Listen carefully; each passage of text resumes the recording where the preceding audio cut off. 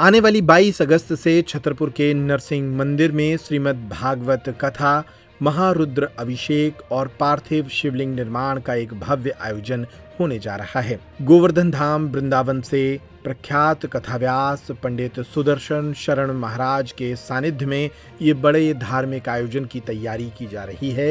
इस धार्मिक आयोजन की तैयारी उनके छतरपुर शिष्य मंडल के द्वारा की गई है। सुदर्शन शरण महाराज ने रविवार को छतरपुर पहुंचकर इस आयोजन से जुड़ी तैयारियों का जायजा लिया। इस मौके पर उन्होंने पेप्टिक के संवाददाता संजय अवस्थी से बात करते हुए आयोजन के बारे में विस्तार से जानकारी दी। साथ ही बांग्लादेश में निर्मित हुई हिंदुओं के विरुद्ध परिस्थितियों पर भी उन्होंने अपना बयान दिया। आगामी दिनों में नरसिंह भागवत कथा का आयोजन किया जाना है और कथा के आयोजन को लेकर यहाँ पर विशेष रूप से व्यवस्थाएं बनाई जा रही हैं और जो कथा वाचक हैं सुदर्शन शरण महाराज वह स्वयं यहाँ पर आ जाए हैं। उन्होंने यहाँ पर होने वाली कथा को लेकर विशेष रूप से व्यवस्थाएं देखी हैं कि किस तरह से आयोजन रहेगा और आयोजन को लेकर जो यहाँ की भक्त के अंदर भी एक अलग उत्साह है। और हमारे साथ महाराज मौजूद है, हम सीधे उनसे चर्चा करेंगे कि किस तरह का यह आयोजन किया जाना है। महाराज जी, आप ही से जानेंगे कितने तारीख से होगा, कितने तारीख तक चलेगा? ये श्रीमद् भागवत कथा और अष्टोत्तर शत 108 भागवत कथा और साथ में ही महारुद्राभिषेक पार्थिव शिवलिंग निर्माण का कार्यक्रम रखा गया है।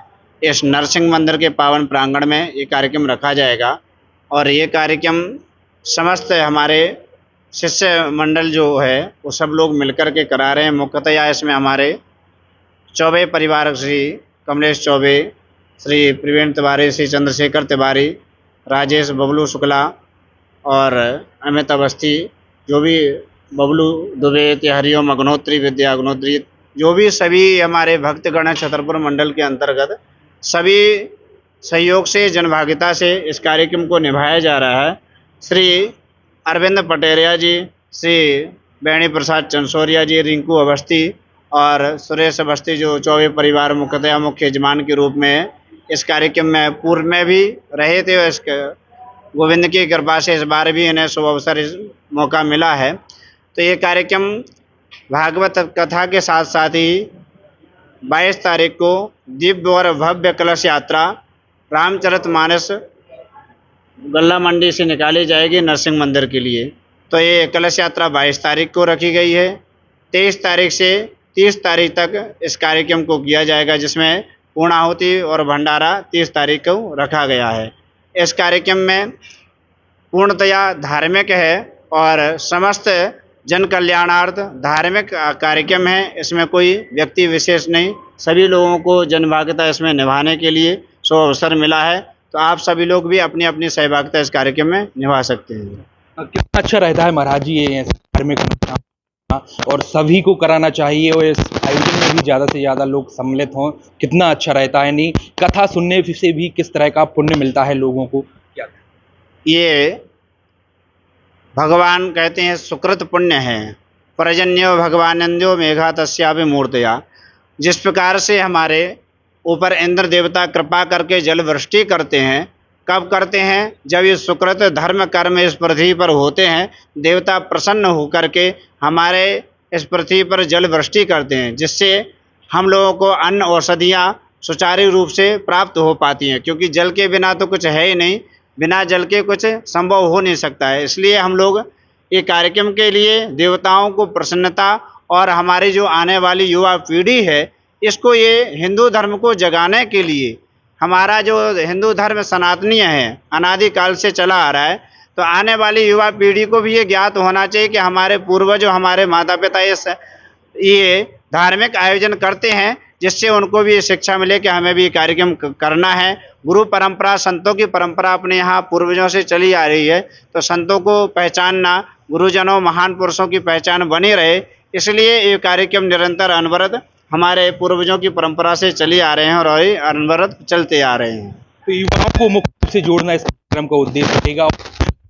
हैं और कई लोग ऐसे हैं विज्ञान पर भरोसा करते हैं, धार्मिक चीज़ों पर कम भरोसा करते हैं, अनुष्ठानों को कम मानते हैं, तो ऐसे लोगों के लिए क्या कहना चाहिए? जो लोग नहीं मानते हैं उन्हें इतना बड़ा अभी कोरोना काल निकला था, उन्हें इससे ज्ञात हो जाएगा कि वास्तव में कि हम भगवान हैं कि नहीं है, संस्कृति हमारे हिंदू धर्म में है कि नहीं, भगवान है कि नहीं। इतनी बड़ी आपदा आई, इस आपदा से बचाने के लिए केवल भगवान ने ही कृपा करके इस भारत देश को बचाया। अन्य देशों की स्थिति आपने देखी है, भारत देश पूर्णतया सुरक्षित रहा है, क्योंकि भारत देश हमारा एक ऐसा देश है, सदैव इसकी जयकारा लगती है और अन्य किसी देशों की जयकारा नहीं लगती। इसलिए हमारा धर्म, हमारा देश हिंदू है, सनातनी है, आज और कल भी रहेगा। चाहेंगे जो बांग्लादेश के ऐसे हालात बने हैं तो उसको लेकर आप क्या कहना चाहते हैं? क्या देखते हैं जो हिंदू हैं जातिवाद करके वहां पर भेदभाव किया जा रहा है? आज वर्तमान स्थिति में बांग्लादेश में जो हमारे हिंदुओं को वहाँ पर प्रताड़ित किया जा रहा है, तो ये आज हम लोगों को जागने का विषय है। यदि अब हम आज नहीं जागेंगे तो कल क्या होगा, हमारा भविष्य अंधकार में है। इसलिए जिस प्रकार वहाँ बांग्लादेश में है, कल हो सकता है हमारे ऊपर भी आपदा आ सकती है। इसलिए हिंदू सदैव एकता होकर के और सजगता से अपना हिंदू धर्म को बढ़ाएं, एकता को बढ़ाएं और सनातन की रक्षा करना है तो हमारे हिंदू धर्म को एकजुट होकर के आगे आना पड़ेगा, तभी हिंदू धर्म और हमारा भारत देश सुरक्षित रहेगा। नहीं तो जिस प्रकार से बांग्लादेश की स्थिति है, ये भारत देश में स्थिति यदि ना आए, इसलिए हमें सदैव हिंदू धर्म को बचाने के लिए और हिंदुत्व की पहचान बनी रहे, आगे बढ़ चढ़ करके भाग लें। सनातन धर्म और हमारे धार्मिक आयोजन से ही अपने आप ये व्यक्ति, बांग्ला जैसे देश में सनातन को नहीं पहचाना गया था, वहाँ 2-4-10% थे, 20% बताए जा रहे हैं। तो हमारे यहाँ तो अभी भी बहुत संकट हैं, अभी कुछ नहीं बिगड़ा, अभी भी हमारा देश सुरक्षित है और ऐसा समय ना आना पड़े जैसी स्थिति वहाँ पर है। इसलिए हम लोग अभी भी समझ जाएं और आगे बढ़ें, अपनी तैयारी कर लें आगे की। आज जी जिन्होंने तमाम पहलुओं पर हमसे चर्चा की है और आगामी दिनों में जो नरसिंह मंदिर है यहाँ पर श्रीमद् भागवत कथा का आयोजन किया जाना है, जिसको लेकर भव्य तैयारी कर ली गई है और जो शिष्य मंडल है उनके अंदर भी एक विशेष रूप से उत्साह है। और महाराज जी ने जो बताया है कि सनातन धर्म है उसको लेकर हम सभी को आगे बढ़ाने के लिए विशेष रूप से प्रयास करना चाहिए। संजय अवस्थी के साथ प्रहलाद पटेल, छतरपुर।